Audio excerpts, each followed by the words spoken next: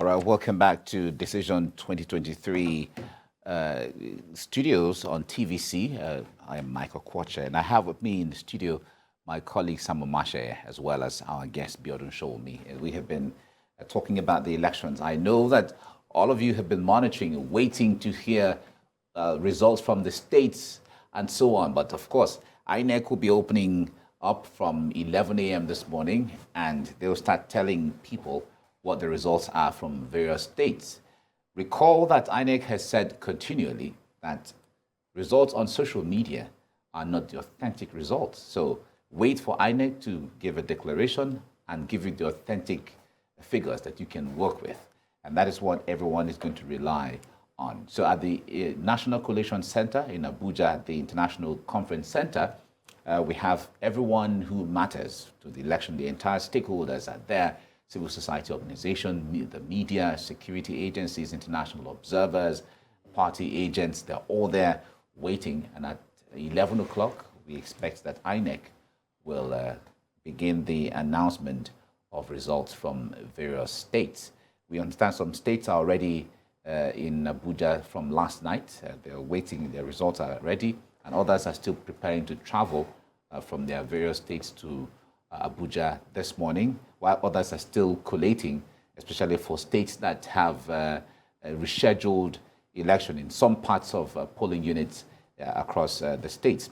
So we'll wait for that. At 11, of course, we'll bring you live feeds from the International Conference Center, where the National Collation Center of INEC is, and the chairman will bring us all of that result that we expect. Right, so let's come back to this studio here. Now, there was the talk of, because let me start with you on this, the issue of identity politics. Of course, it is very natural or normal for anyone to fall back to areas where you have some similarities with someone or have something in common with someone. As it makes it easier for you to woo them for any cause that you want to. But however, in the context of politics, we've seen that sometimes it brings some harsh, confrontations, especially if you're not within that circle, that circle against another circle and so on. But how do we begin to diffuse all of those? Because we often talk about the issue of national unity, coherence, coming together and so on. Yeah, one of the most common means of identification globally till today is about ethnic. And then you see that being labeled, being paraded left, right, and center. For instance, when you look at UK, you might not clearly be able to tell whether somebody is English or Welsh or Scottish, but through language, and at times through accent, and at times through dress and through cultural dresses, you can tell that this person is Irish or Scottish or English. And the same thing applies in our own climate here. You can tell by looking at some people's physical features and look, hang on a minute, this man looks like a Yoruba person or like a Hausa person or Igbo, and all that. So that identity will always be there because of the issue of mutual interest, ethnic nationality interest. For instance, it's real in the sense that even the Constitution recognizes the need to ensure meaningful representation, of the constituent part of the federation through federal character. So therefore, you are likely going to see a situation where people have to build bridges across different identities. One of the things which I also noticed recently is a different form of identity in Nigeria. You have a situation where a man of 64 years old is claiming to be a youth, that I'm leading the youth. So I keep asking myself, how could a youth relate to a man of 64 years old? You do not have anything in common. You don't share the same technological age. You don't share the same identity. So, but this is about packaging. So you can also have a media packaging of identity, where what is not real is presented as real to the people. And it's interesting because when you actually look at the 18 aspirants, there were a lot of younger people in that race who were contesting for presidency. Yes. But then, for some reason, somebody who is 60-something years old managed to brand himself as the youth leader. Yes. Quite interesting. So you have this mixture. Identity evolves one way or the other. But generally speaking, they're usually around either religion, ethnicity, or shared common interest or ideology. Yeah.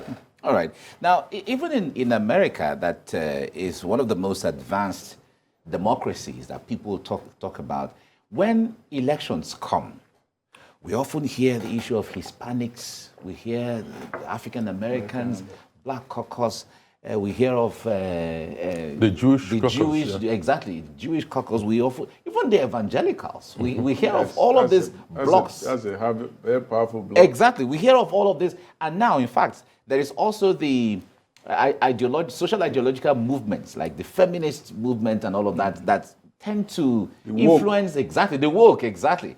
So I wonder if that is different from what we have here. When it comes to where we come from, like he was talking about, you see some persons, okay, these people are from this certain area. So if you're going to woo them, you have to somehow, because you see them as a certain block, you have to speak their language. That's what's happening in Nigeria now. Like even in this election, you discover that religion has played an important role because of what some of the pastors have been saying on their pulpits, what they have been preaching across to their peoples. So you discover that they have formed themselves into a kind of influential bloc in the polity. Of course, we already have the religious factor.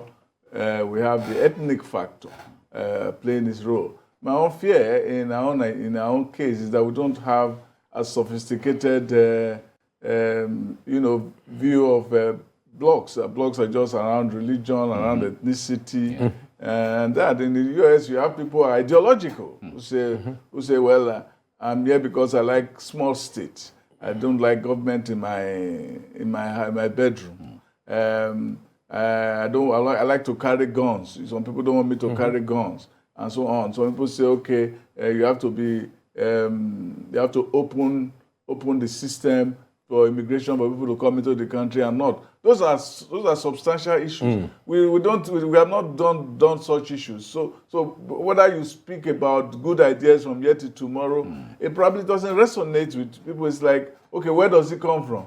Who is his God? So those things become more important than whether I'm going to have a better life tomorrow or I'm not going to have a better life tomorrow. Well, if those blocks have come to, because this may be with us for a long time, as much as we talk about moving from those primordial issues into that state or that realm where we'll begin to see each other as Nigerians, of course, it's going to be quite challenging to dissolve all of that. But if that has come to stay for a little while, is it possible to see a situation where, because of the block I come from, we can use it as a bargaining chip where we can sit to make our demands? If we're going to vote for you because you're not from and we have to give you our vote, this is what you do for us. That creating that consciousness within these various blocks, whether it is ethnic or it is religious or whatever the thing is. Yes, we've always been having that to a limited extent. Okay. But that's between the politicians, ensuring that they're able to gain something for themselves. But within the context of the way you put it now, it's like collective interest of an identity. We are yet to get to that, but we see a trend. We notice some. For instance, I noticed when Ashwaju went to some states in the north, we have things like we will make this place the breadbasket, of the country. Same thing happened in the south. So when you look at that, probably we are beginning to think along that direction, where what matters is the collective interest of the community rather than the gains of the leaders of the community. Okay. So probably that is beginning to emerge, but is yet to gain traction. The other issue which you will notice, which is still lacking, is the clear ideological divide on economy, where you have people are able to look at, is this candidate about liberal market values, you know, to ensure that, is it about welfareism, or is strictly privatism or private enterprises-driven economy in a way that is survival of the fittest? Or is it a mixture of a left-oriented economic model? We have not been looking at that significantly, okay. Whereas a measure of it exists. If you look at the three leading candidates in this economy, you'll notice that Tinubu is more or less about a welfare economy.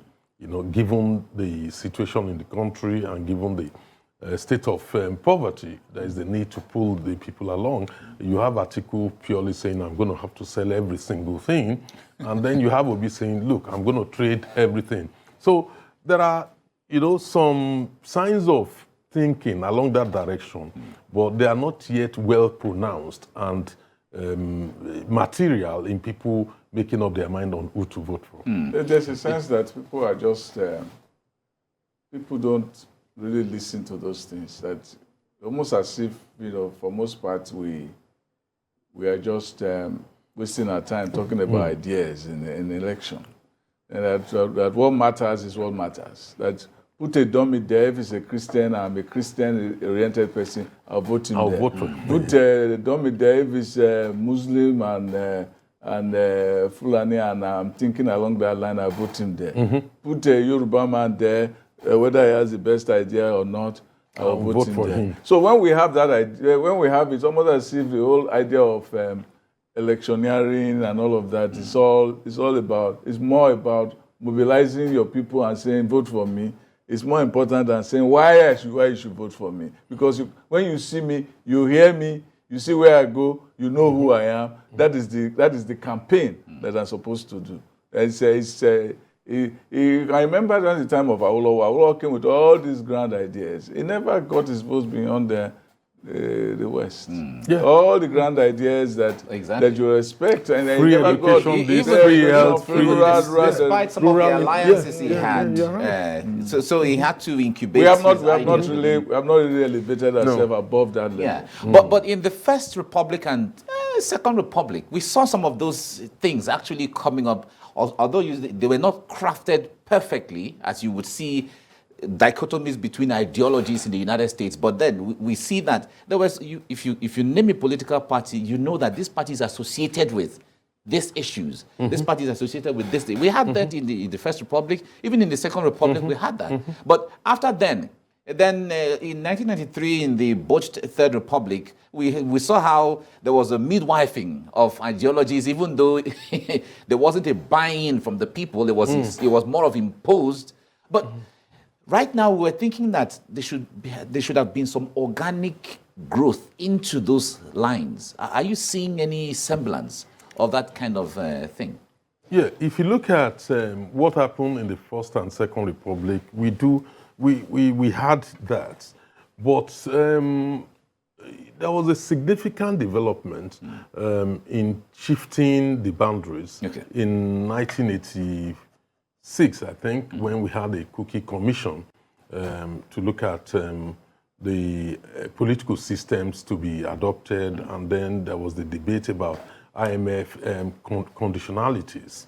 And then the people resolved that they would rather prefer a socialist model of economic development. That was not acceptable to the military at that point in time. So by the time we moved into the next republic, they de-emphasized the ideological orientation of political party. That was done on purpose by the military.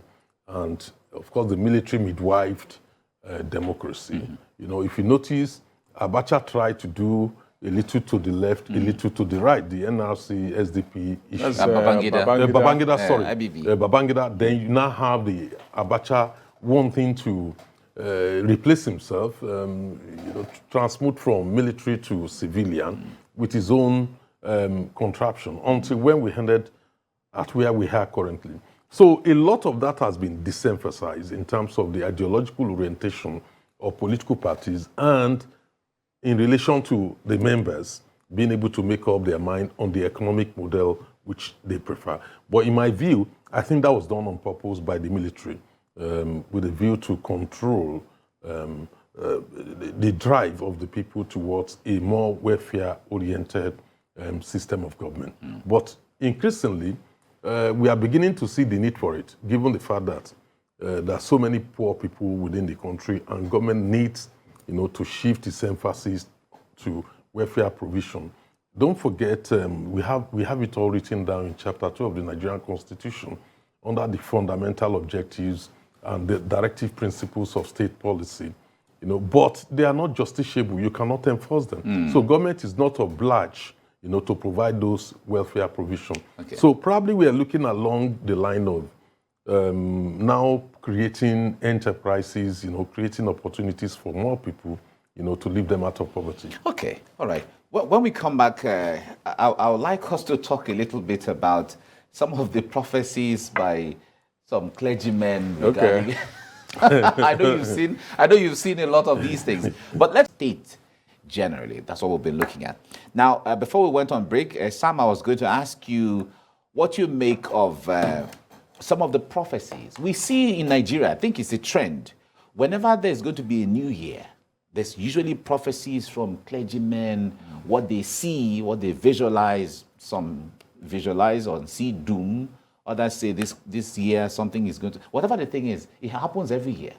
Then sometimes too, when Nigeria is going to play matches, we see prophecies from some men of God. Oh, this country is going to win, that country is going to win. And then at elections too, we hear them. In fact, in one of the churches in the South, a man of God, or God of man, whatever the thing is, was laying curses on anybody who doesn't vote for a certain candidate. Yes. We saw that.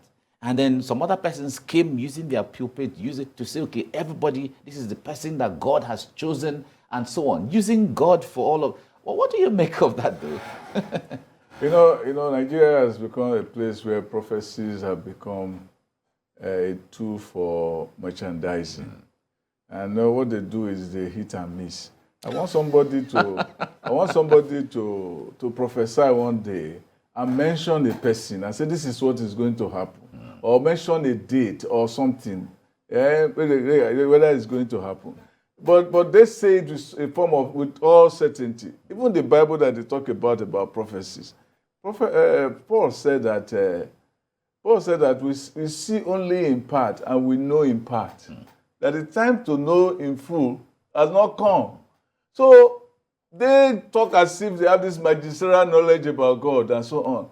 My problem with most people who listen to these prophecies is that let them go and read the Bible and see whether, if you read the Bible and compare it with what these people are saying, does their prophecy really match what the Bible is saying? They don't do that because they come from the Babalawo background. That one Babalawo has said something is so because you move from Babalawo to pastor, the pastor has not replaced Babalawo. So anything he says, you just take it as gospel truth. Who told you he's anointed? Were you there when he was anointing? Were you there? They say you shall know them by their fruits. They will come with prophecy. I remember one who's on the Clinton election that day, one time, when Clinton won. He had said that Clinton was not going to win. After the election, he said, to God, it is Clinton I saw. After the fact, so you saw it when all of us saw it. You saw when all of us saw it. They come with all kinds, and these people, they lie in their, these pastors and bishops, they lie in front of their people, and then they come and say different things. The next day, the people still believe them. Yeah. Oh, one said the God revealed, no lies of the truth. God revealed to him that there will be no election. Well, we've had elections. We've had elections. And he said, mark my words, I still have the video. There'll be no election. They all do hit and miss. The Bible even said, though there be prophecies, they shall fail.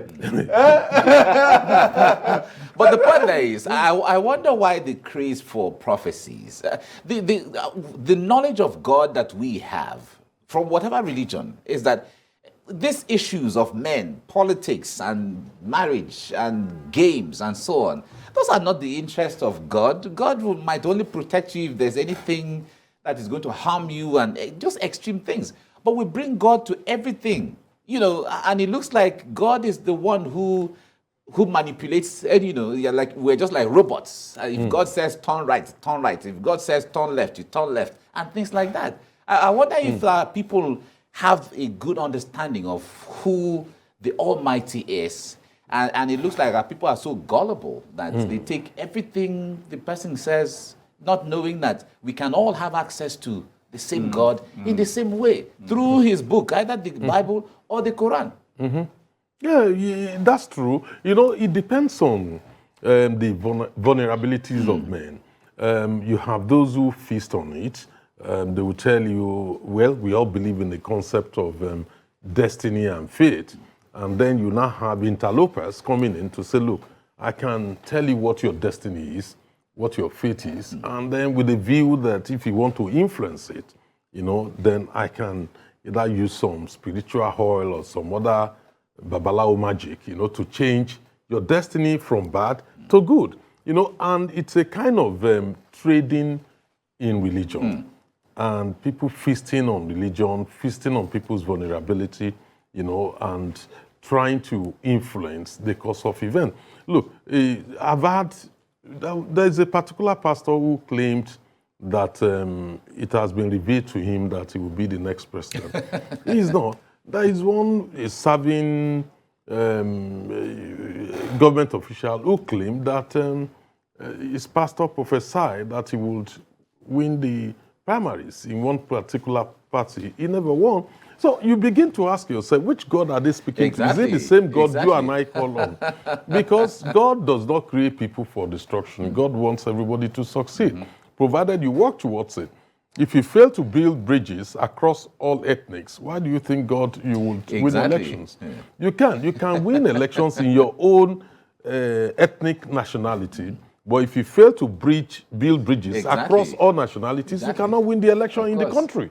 That's a matter of fact. Yeah. The way they generate power over people is to make sure you hold them. So whatever you say, if you go right, it is what he said. If you go left, it is what he said. So they have trapped you. They have trapped you. In his book, The Brothers Karamazov, Dostoevsky identified the true means by which they get them.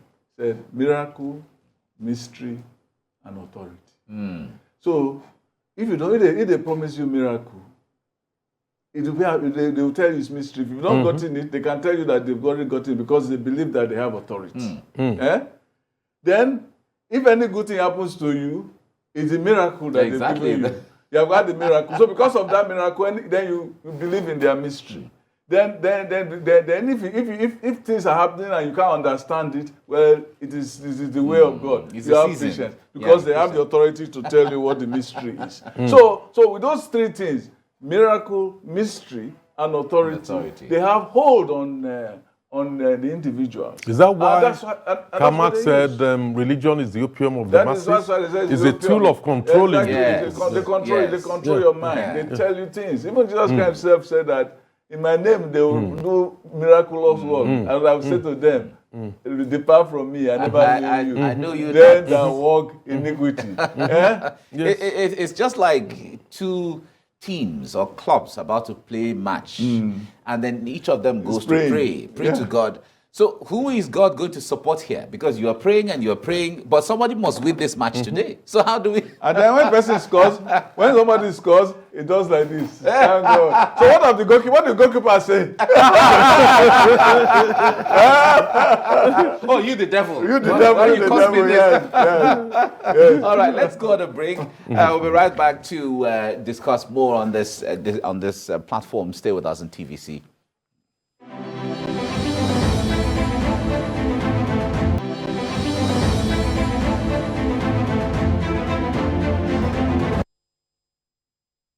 All right, you're still with Decision 23 studio, and we have been bringing you up to speed. Now, we'll take you to Asaba briefly to see the collation there has commenced at the state INEC media center, the collation center there. Results are coming in, and any moment from now, they'll begin to announce some of the results from various states. But don't forget that top of the hour, we'll be bringing you the news update. But let's hear some sounds from Asaba.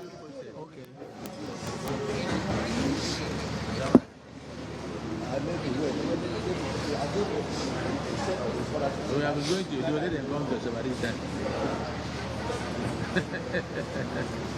And the reference involved.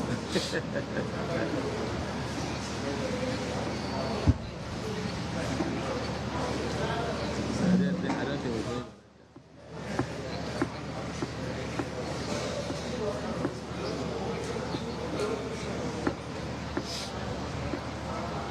If they come here, we don't.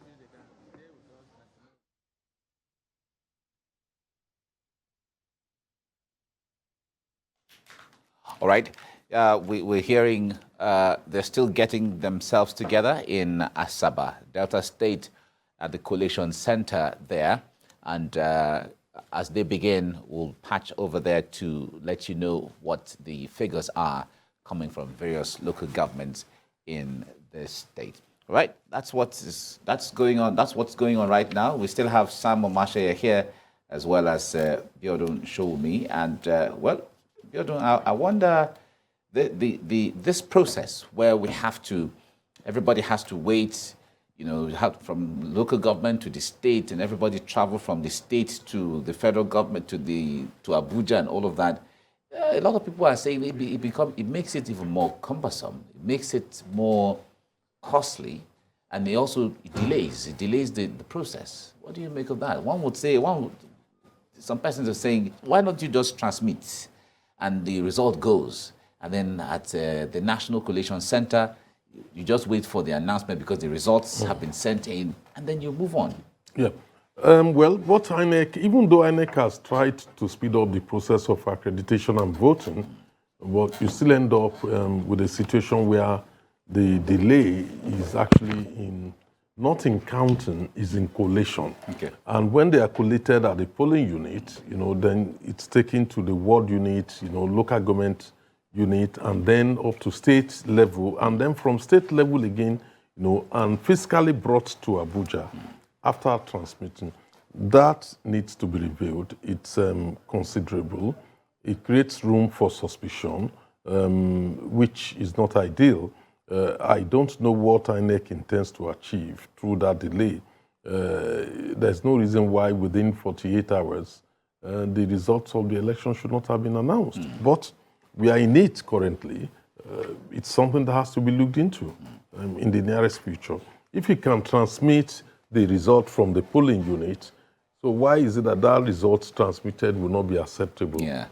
At the state level Exactly. or at the national level. Recall that we used to go, like you mentioned earlier, the accreditation will take place, you go home and wait. After the total accreditation, then you come back to vote. Yes. Now, that has been reformed now, where you just accredit and then you vote immediately and then you go. So I believe maybe with time, there has to be a reform in such a way that instead of the resident electoral commissioner traveling physically from the state to Abuja, and then when you get to Abuja, you sit down somewhere, they give you the result, and then you have to read it out and so on. I believe the numbers will be there on the dashboard as they come in. So the only thing we're waiting for at the National Collation Center is for that time where the INEC chairman formally declares the election after the results have all come in. That is what a lot of countries, even South Africa, does. The huge dashboard is there. You're seeing the result. If it takes 2 days, so be it. But you're waiting, and everybody is seeing. If you can see what the numbers, they're changing like the dashboard of the stock exchange. The numbers are changing as they're imputing them from various states, from various state and local governments. It's a part of the problem. We don't have true federalism in the country. If you have true federalism, it's right at the state level. The commissioner, the INEC rec, will announce the result. Yeah. And that is it. So people will follow that and tally it all. Okay. Now let's go on a break. We'll be right back. Now let's bring you the news update for this time. We're still bringing you updates of results from across Nigeria in the presidential and National Assembly election. Senator Godswill Akpabio has been declared winner of the Akwa Ibom Northwest senatorial election by INEC with 115,401 over the PDP candidate Emmanuel Enyodam, who polled a total of 69,838. The returning officer, Professor Anthony Udo, declared the result at about 6 a.m. Earlier today, this morning, just a few hours ago. In his reaction shortly after his declaration, Senator Akpabio thanked the people of his district for electing him. It's a very heavy responsibility on me that at a period like this, when Nigeria is going through possible restructuring, that my people have given me the opportunity to go back to the red chambers to represent them. I don't think there's any victor or any vanquish. I'll call on all those who contested against me to join hands with me wherever they have good suggestions to make. And how we can move our country forward, they should feel free to do so. I'm a flexible politician, so I trust that I have the capacity to accommodate everybody. Once you emerge as candidate of a party, you are no longer for a political party, you are for the good of all. And my slogan has always been, come, let's win together. So I won for all, and everyone won for me. And now to Bayelsa State, where some voters in Yenagoa are appreciating the Independent National Electoral Commission for extending voting period in some polling units in the state. We have more in this report. The voting process that could not continue yesterday restarted today after the INEC has given the go-ahead to 141 polling units in Bayelsa State. INEC officials arrived at Ward 4, Unit 5 in Ogun, and it quickly began the voting process. Sarenes Chukwemeka is among voters that tried to participate in the process yesterday but failed. He and others are satisfied with the voting process regardless of the delay. In fact, yesterday it was terrible. Then this morning again, I went to church. Immediately I am back from church. I'm back here again. But I thank God that I have voted. I will thank INEC. They tried. Most of because I observe all the election. The way they conducted this one is the best. Yesterday, the delay wasn't funny though. And at the end of the day, we thank God that it was moved to today. The most important thing is we were able to cast our votes, which is very, very important. Yes, because we want a better Nigeria. And we believe that that's what we're going to get this time. I'm actually impressed. We cooperated very well here. The orderliness, we arranged ourselves, and the people around here to ensure that they listen to us and to make it easy for each and every one of us here. Citing some pockets of unrest at different polling units in the capital city, CP Ari Mohammed leads a team of security agents to all the polling units. You know, in an election situation, you are bound to have one or two pockets of problems. But to the glory of God, I want to say, generally, Bayelsa State is relatively calm. Although, like I said, we had some pocket of problems, and no doubt one or two arrests were made. And I am happy to say the atmosphere as it is today is far, far better than yesterday.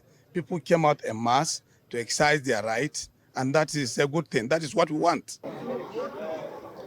The voters in Ward 4, Unit 5 had shown resilience, patience, and of course a bit of temperament as well, because some of them, they've been here yesterday, they went back when they discovered that the exercise couldn't hold, and they came back yet again this morning as far as 7 o'clock before these people had to come in. The INEC officials came in as about 11 or thereabouts, but the bottom line is everything is going seemingly well at this particular unit and ward in Igogeni, Yenagoa. Joseph Kunde, TVC News, Bayelsa.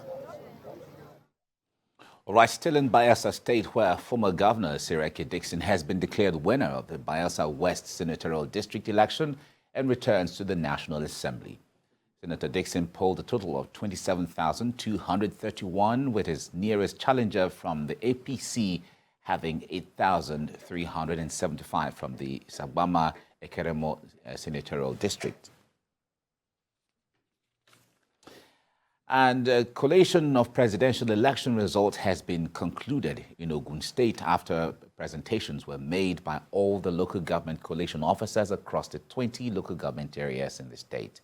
The session was presided over by the Vice Chancellor of the University of Ibadan, Professor Kayode Adebowale. TVC News correspondent Kazim Olowe reports. The state coalition officer talking about Professor Kayode Adebowale commended residents of Ogun State for their efforts so far in ensuring that the exercise went peacefully in the state. He also commended all the officials who participated in the exercise. Political Party A, 1153. AA, 331. AAC, 923. ADC, 10529. ADP, 1734. APC, 341554. APGA, 934. APM, 6012. APP, 326. BP, 374. LP, 85829. NNPP, 2200. NRM, 542. PDP, 123831. PRP, 356. SDP, 738. YPP, 366. And ZLP, 2392. Meanwhile, the candidates of the All Progressives Congress in Ogun West, Solomon Adeola, Ogun East, Benga Daniel, and Ogun Central, Shaib Salis, win the 3 senatorial seats in the state. Kazim Olowe, TVC News, Abeokuta. Niger State Governor Abubakar Sani Bello of the APC has been declared winner of the Niger North senatorial election.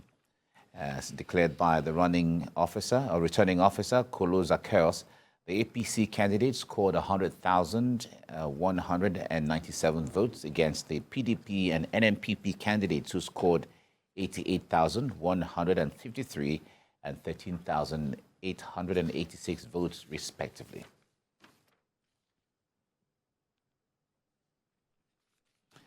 You're watching the news update on TVC. We'll go on a short break and return with more stories. Stay with us.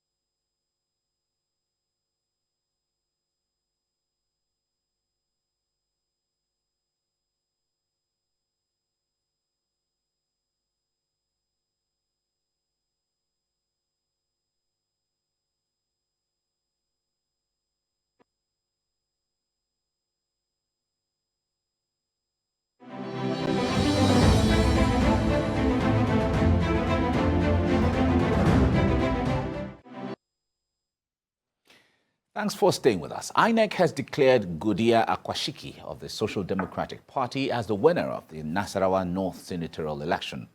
The returning officer, Professor Ilemona Adofu of Federal University, Lafia, declared Akwashiki as the winner with 44,471 votes. Mr. Akwashiki defeated his closest contender, Danladi Mvuzulanza of the All Progressives Congress, who scored 32,058 votes. The candidate of the PDP scored 11,202 votes, while the NNPP candidate got 4,083 votes. Godia Akwashiki is the incumbent senator of the zone. And here in Lagos, the Speaker of the House of Representatives, Femi Gbajabiamila, is appreciating the people of Surulere 1 federal constituency for electing him for the 6th term. Mr. Gbajabiamila won the National Assembly election that took place in the constituency on Saturday with 19,717 votes to defeat his closest opponent, Bosun Jeje of the People's Democratic Party, who settled for 5,121 votes. In a statement by his special advisor on media and publicity, Larry Lasisi, the Speaker promised not to disappoint them and would continue to bring more developmental projects to Surulere and beyond. Mr. Gbajabiamila was first elected as member of House of Representatives in 2003 to represent Surulere 1 federal constituency, and he has won elections in the subsequent 5 election cycles, including the 2023 poll. In Abuja, the collation of results of the presidential and the National Assembly elections in the Federal Capital Territory has begun. We'll join Lara Folayo for details in that.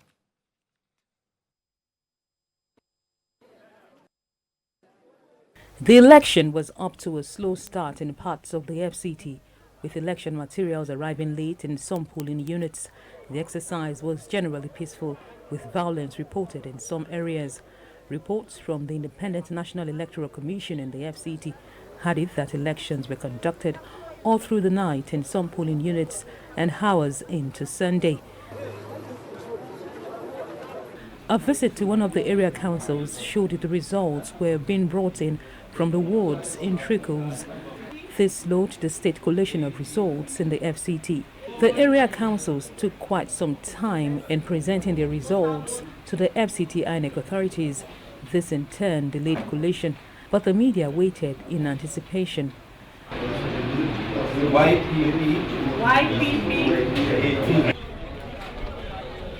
The collation eventually kicked off in the evening. First to present was the Abaji Area Council with over 67,000 registered voters and 21,303 votes cast. APC 10,370, LP 2,874. All right, the Lagos State INEC Collation Center has opened so far. We'll cross you there now. Let's see what is going on. Recall that some local government results from some local governments in Lagos State had come in, left with just a few. So let's cross over to the Yaba where it is taking place. Posted it on their Instagram handle. Please, thank you, madam. Presiding officer, LG collating officer. Thank you very much. Thank you very much, madam. I think we are happy that in this room, to a large extent, we have been able to contain ourselves and deal with ourselves as adults. I thank the madam that apologized. I also thank the madam that accepted the apologies, and we can all move forward. Thank you very much. On Mushi results, any comment? Comment still? Okay, thank you.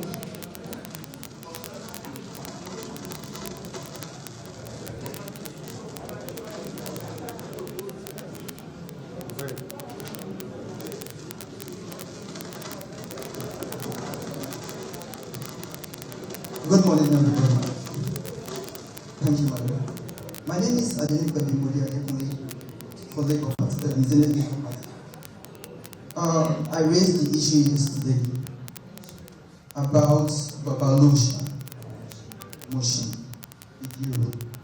And based on what my agent told me, the vote for 0 that was missing is there. And I believe with what I am seeing, it is valid. Thank you. Thank you very much. Thank you very much. I hope Twitter and Instagram will see this one. Because it's amazing at times why we only project the negative things, and we can help ourselves once in a while when we put up the positive things. Thank you very much. Any other comments for motion? Thank you. No more comments. What? Mr. Diona, your documents are back. Please count. It will be correct. Again, I think we need to also report this, that issues of trust are becoming stronger in Nigeria. Somebody is taking his documents without counting and believing it is correct. Thank you very much. I do appreciate the question. Okay, so no more comments for motion. Have we taken your rejected votes, the cancellations?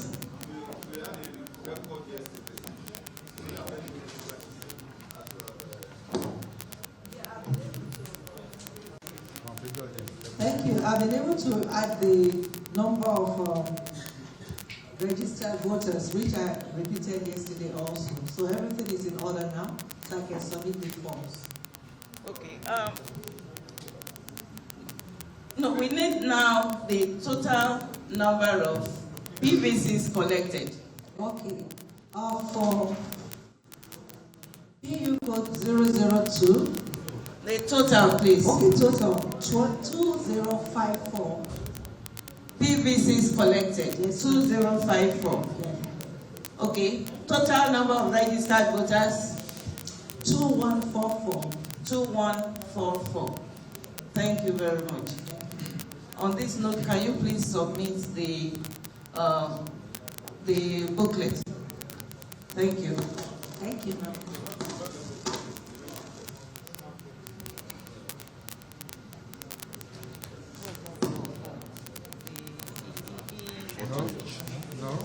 Do we have the 40H form too? If you don't have it here, please bring it. This will be PWD form. Please give us this one.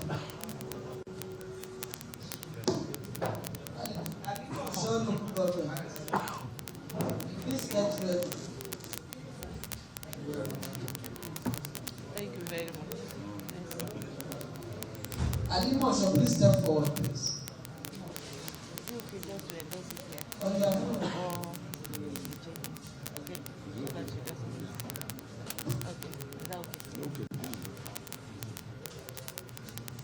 Thank you, Alimosho. Please sit down, introduce yourselves, and present your results.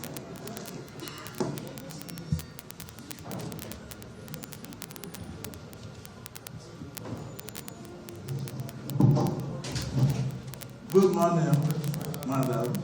Good morning, everybody. Good morning, everybody. My name is Dr.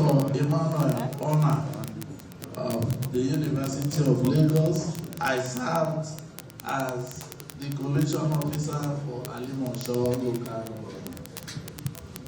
Good morning, sir. My name is Thomas Electoral Officer at INEC. Yes, please present it. Thank you. I go ahead to present the results of the presidential election as held at Alimosho local government.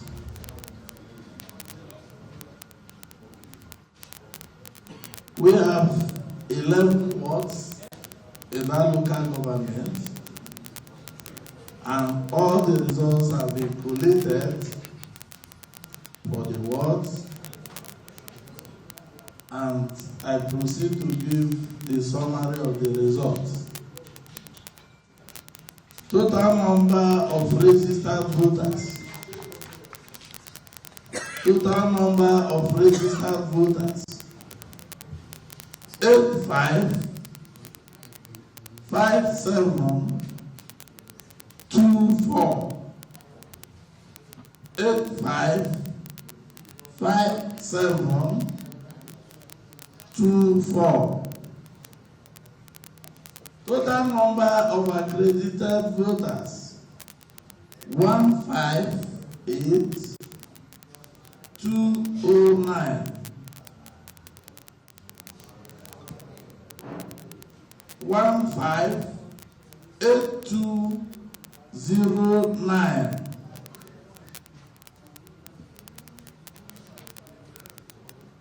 The votes are secured by the parties.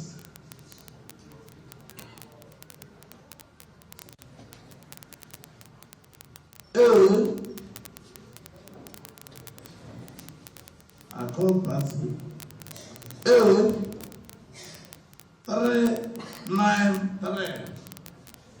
393. AA 61. AA 61. AAC 225. 225. ADC 879. 879. ADP 423. 423. APC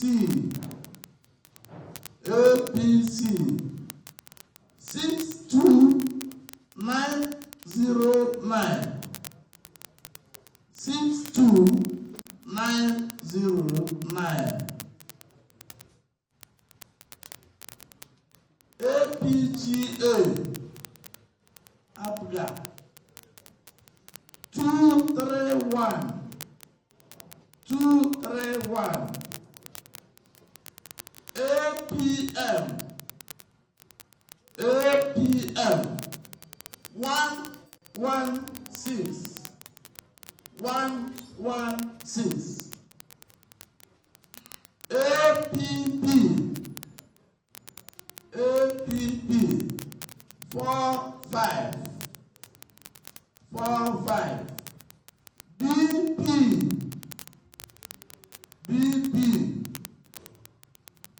178. 178. LP 71327. 71327. MMPP 701. 701. NRM 66. PDP 8201. 8201. PRP 130. 130. SDP 123. 123. YPP 180. 180. ZLP 168.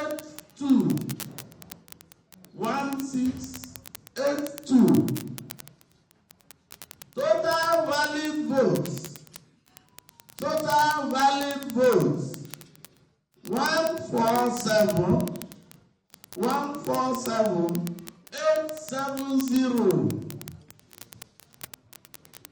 147,870. Rejected votes 10368. 10368. Total votes cast 158,209. 158,209. Thank you very much. Do we have cancellations? No. No cancellations? No. Okay. Thank you very much. Any comments on this result? Complaints, comments? None? Thank you very much. Your total tallied with our total. So we can.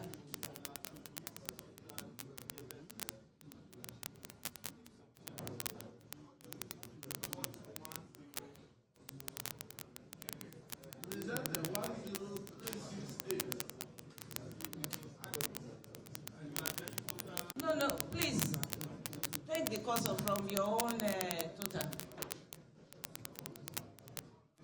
Yes, that's 1,5.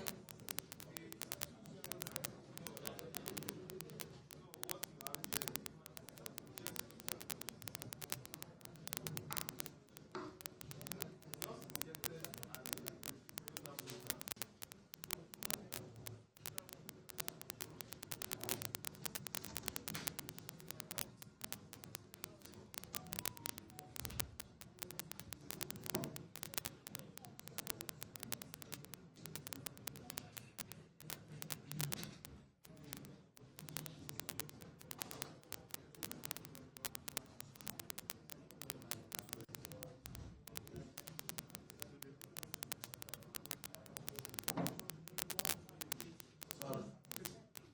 158,238. Is that the same?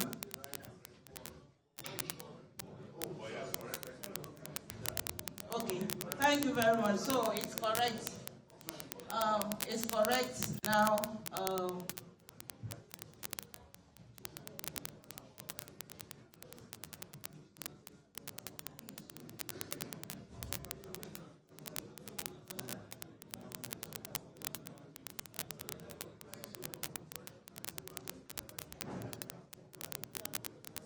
Can you please submit the report? It needs to be excused.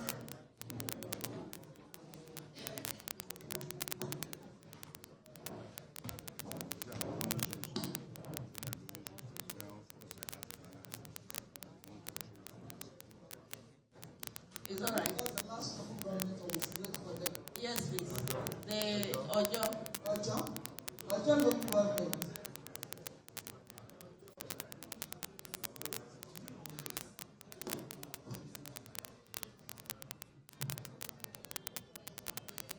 Yes, thank you.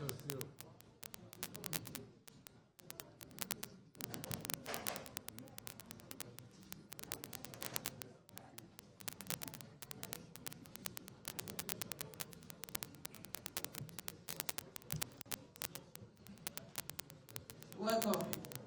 Please introduce yourselves and present your results.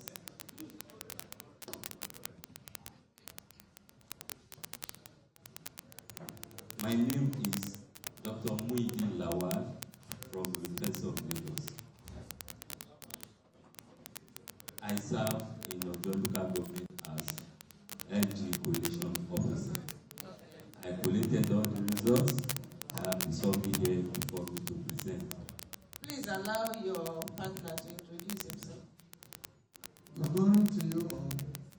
My name is Sadiq Abubakar, the electoral officer, INEC, Ogun local government area. Thank you.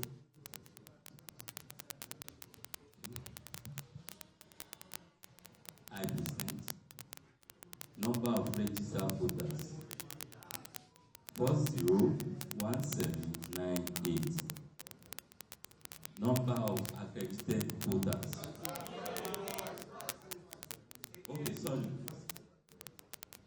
Number of registered voters 401798.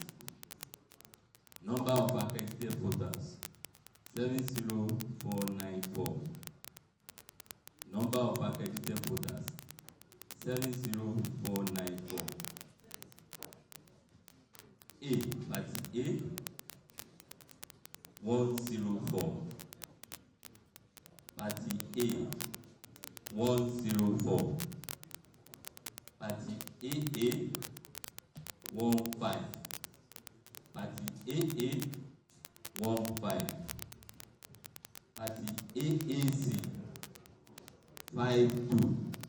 Party AAC 52. Party ADC 247. Party ADC 247. Party ADP 107. Party ADP 107. Party APC 20603. Party APC 20603. Party APGA 185. Party APGA 185. Party APM 36. Party APM 36. Party APP 21. Party APP 21.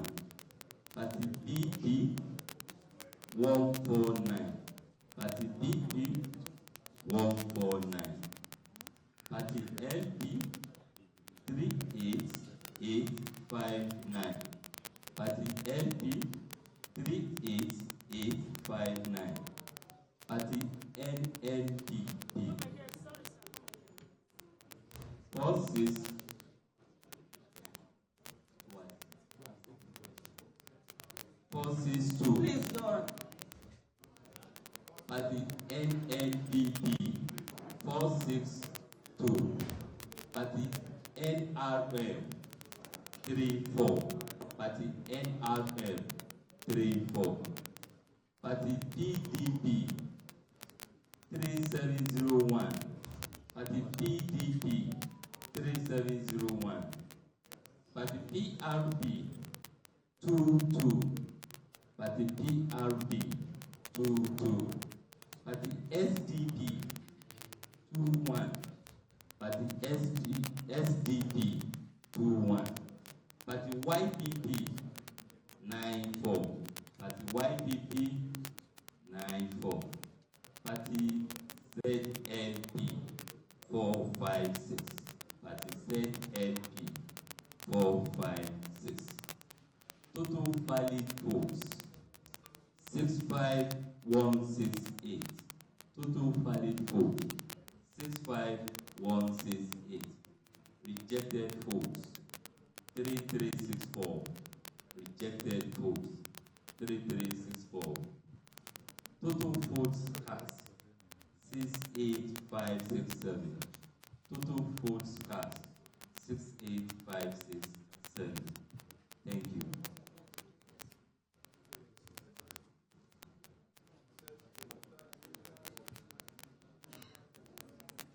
Total rejected votes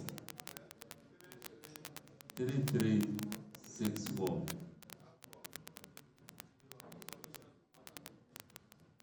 The submission. Please add again the total number of rejected votes and valid votes. Okay. Okay. I did too.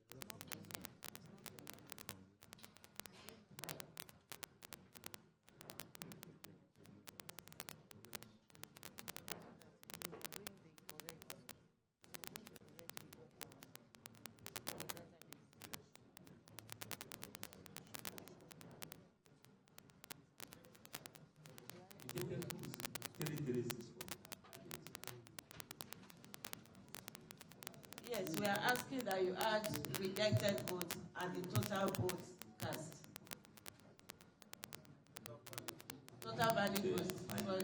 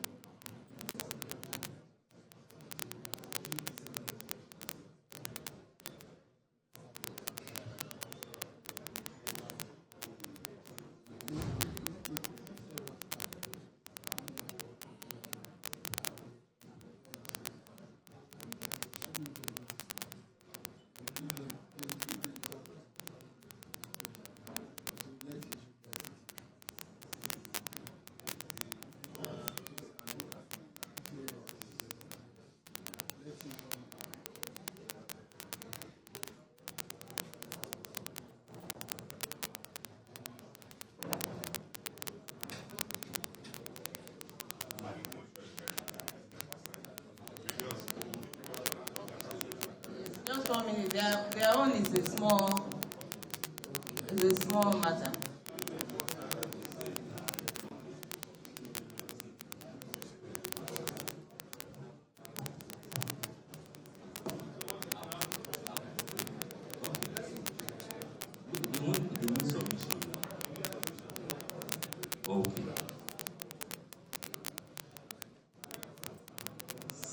Okay, the new submission for total podcast 68532.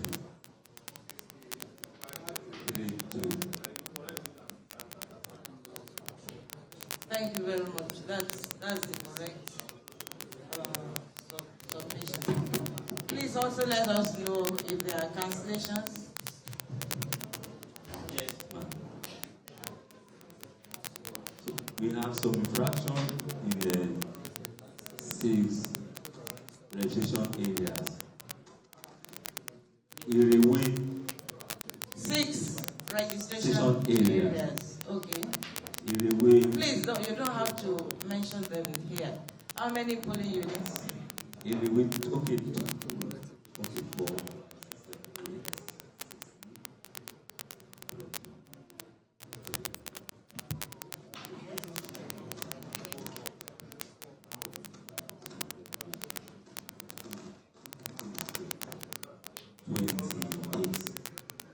28. Polling units. PU 28.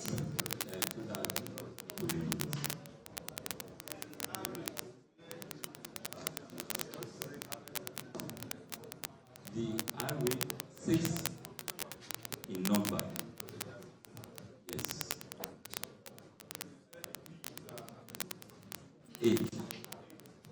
8.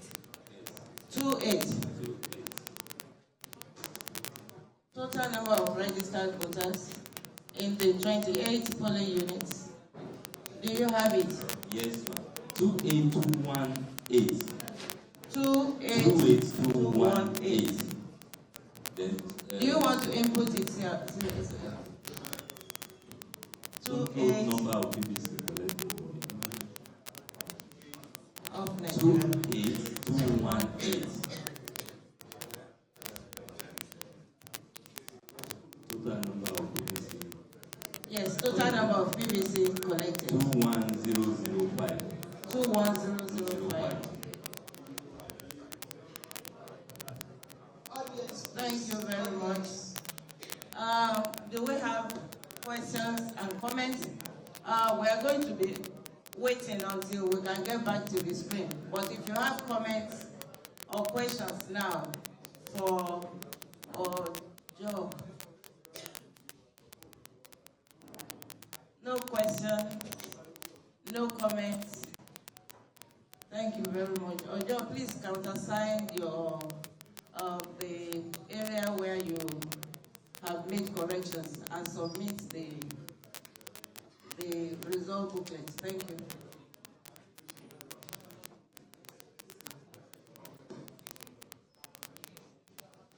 Yeah. Please bring it back. Please bring the report sheet here. The booklet.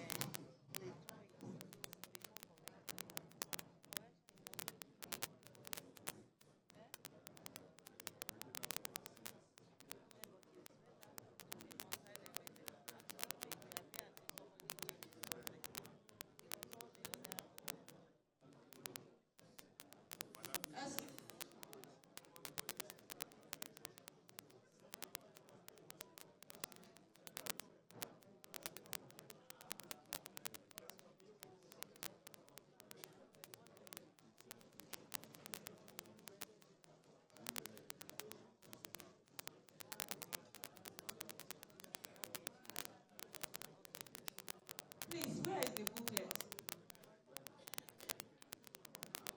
You see, the problem is you have altered this.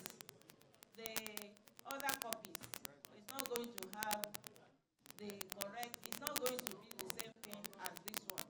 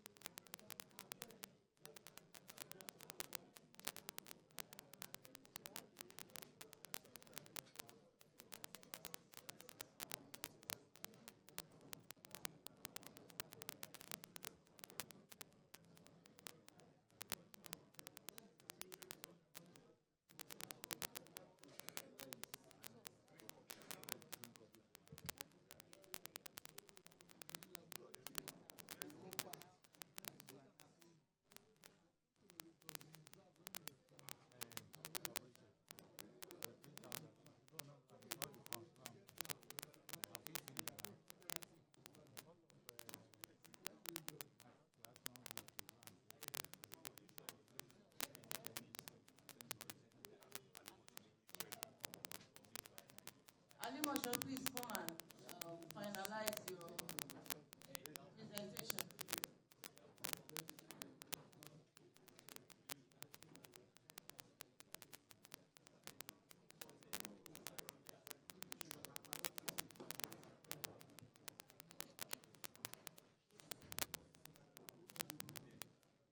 Thank you once more. We had a little amendment here. Please, our projector is not on.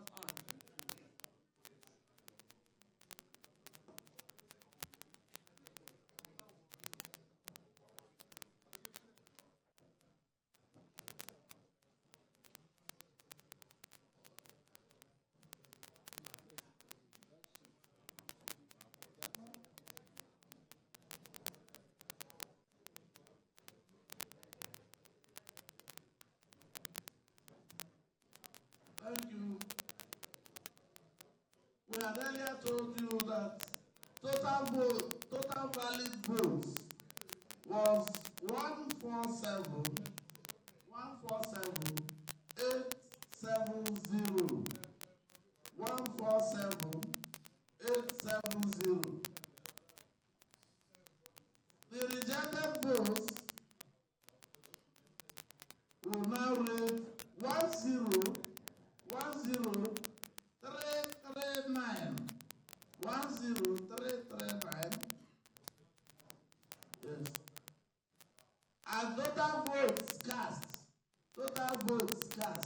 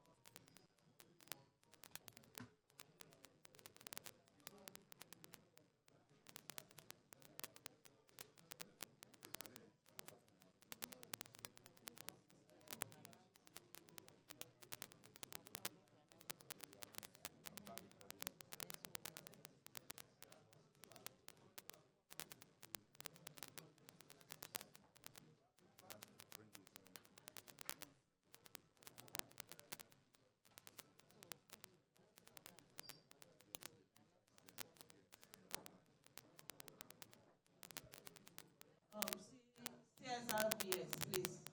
CSRBS, can you please print this page for us?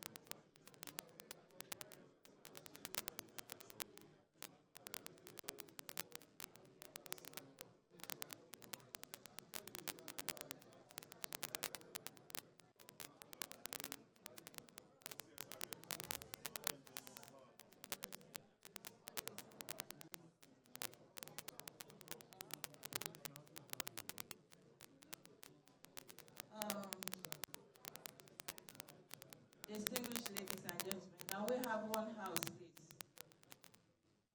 Again, we want to thank you for your patience. It's been long we've been here. Well, we thank you because we all conducted ourselves in orderly manner. And we have imputed the results for the 20 local government areas in Lagos State. Permit me now to call the total score as we have it. I plead that where's our CSRB? Please display the total so that people can also see, as I'm calling it, they can cross-check that it is the same thing that we had before that we printed.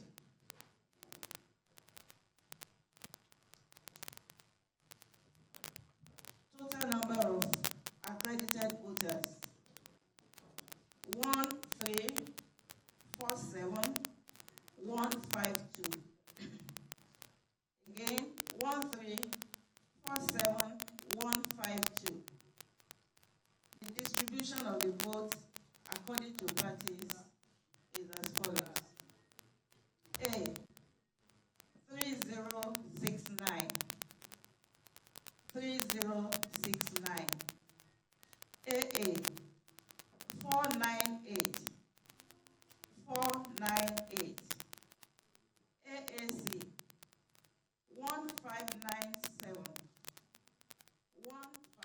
Right, you see live visuals from the Lagos State INEC Collation Center in Yaba, and the results from the remaining local governments are coming in. What you see on the screen right now, results from Ojo local government area, and from the figures you see there, APC has 20,603, Labour Party 38,859, NNPP 462, and PDP 3,701 votes. That's, of course, some other political parties scored figures there, but this is the highest vote so far. Then you cross over to Alimosho local government area. APC scored 62,909 votes.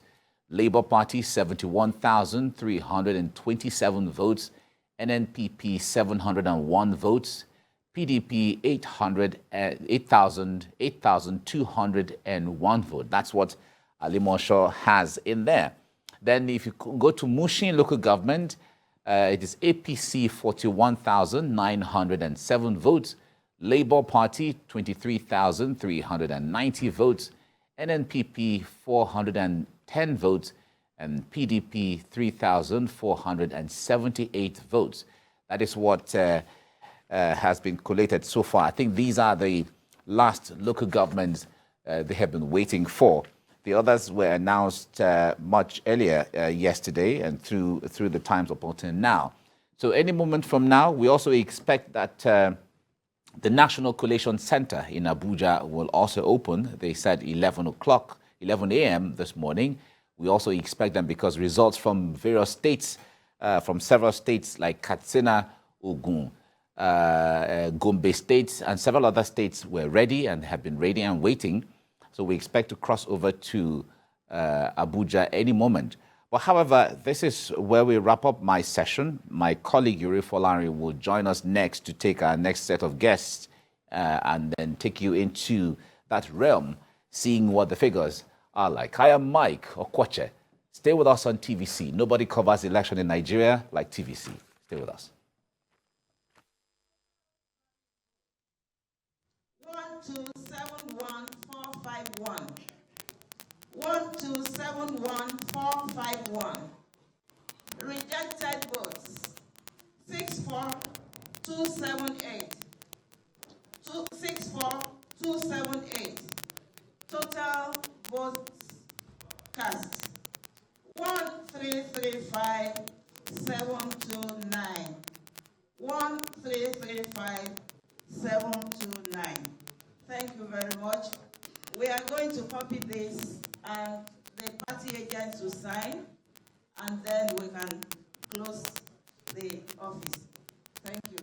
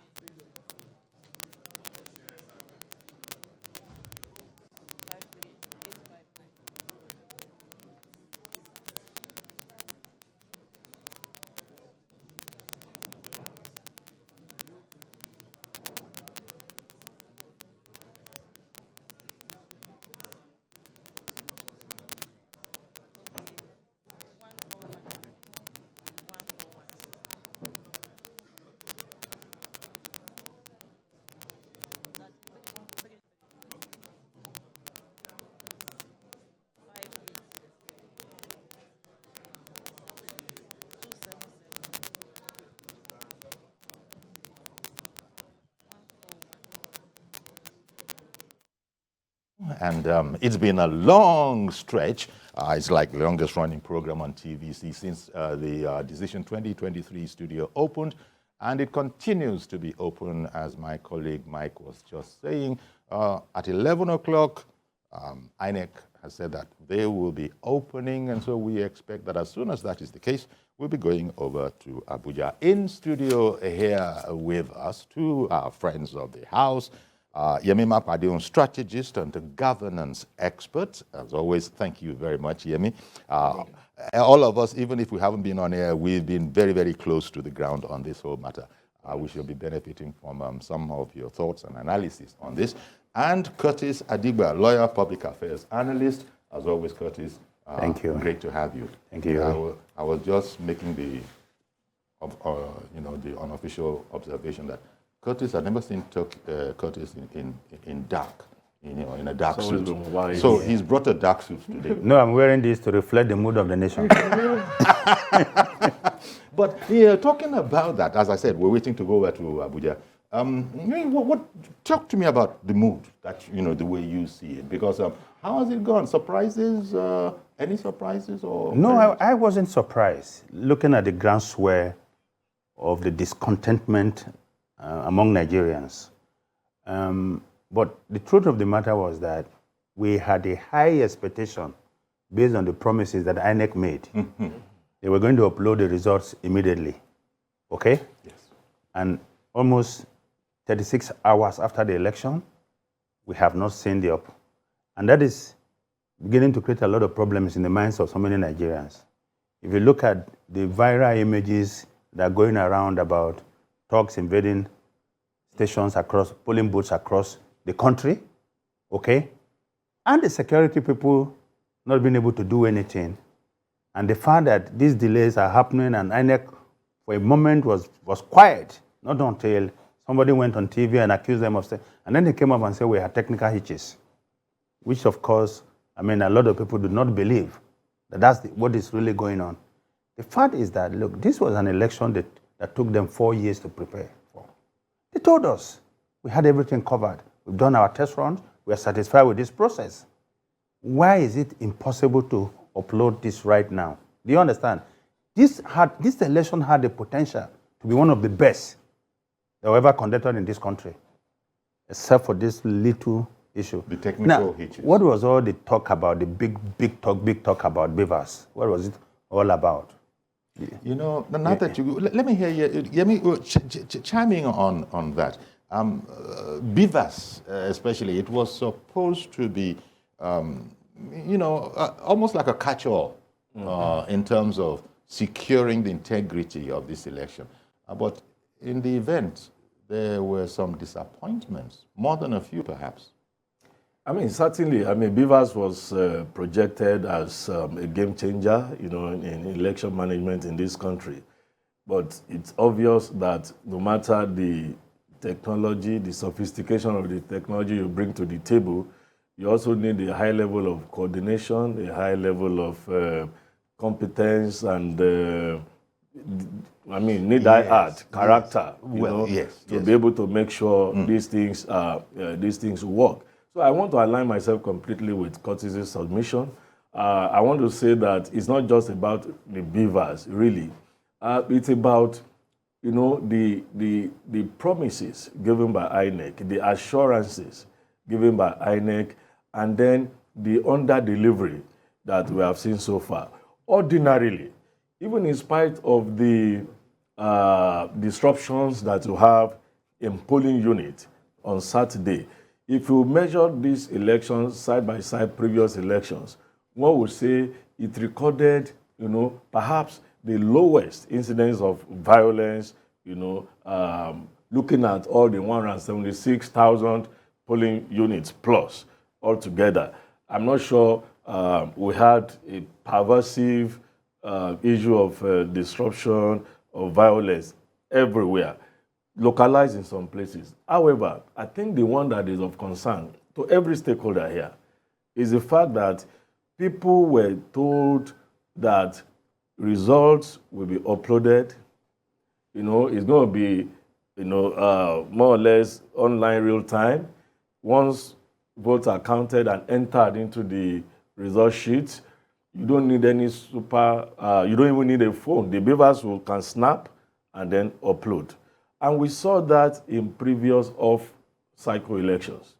So why this didn't happen in this election cause for concern. And see, it casts some doubt on the legitimacy of the election. Okay. A serious doubt on the legitimacy, especially because INEC never came out to explain why the delay. But how about, how much store do you put on the explanation we had on, yesterday it was, I think, yesterday. Technical hitch? Well, the matter the network. of training of the ad hoc staff, Beavers performing under expectation. They said that a lot of that was, well, INEC, it was still INEC's responsibility. They trained the staff, but you know, the job wasn't well done. And so there were more human error than anything else. They had 4 years to prepare for this. They got all the money they asked from the president. Do you understand what I'm saying? Look, I think we need to start holding people to accounts in our country. When public service people or public officers don't deliver on the promises and the mandate, we should call them out. This rationalization going around people. You know, I see people online being attacking supporters of political parties, saying that they were impatient and all that. The issue is not the attitude of the supporters of the parties. The issue is the behavior of INEC. If INEC had done what it promised Nigeria, and this, over times, they kept assuring Nigerians that we are capable of doing this. Now, if they had uploaded the results immediately, supporters of the political parties will accept, because they know that this is what is coming from the polling units directly. But that is not going on. What we are seeing are viral images popping all over everywhere of results being changed, of cancellations, of talks. And then look at the issue of security, for instance, where the police, the Inspector General of Police, as well as the Chief of Defense Staff say, look, go out there, we will provide you security. We saw in parts of this country where talks went to polling booths telling people, if you are not voting for a particular party, don't vote here. And there are also instances, okay, of where policemen were just looking when talks invaded these stations. And what was the response from the spokesperson of the police in Lagos? I think it's Benjamin on there. He said, what do you expect two unarmed policemen to do when talks invaded a polling booth? And my response is simple.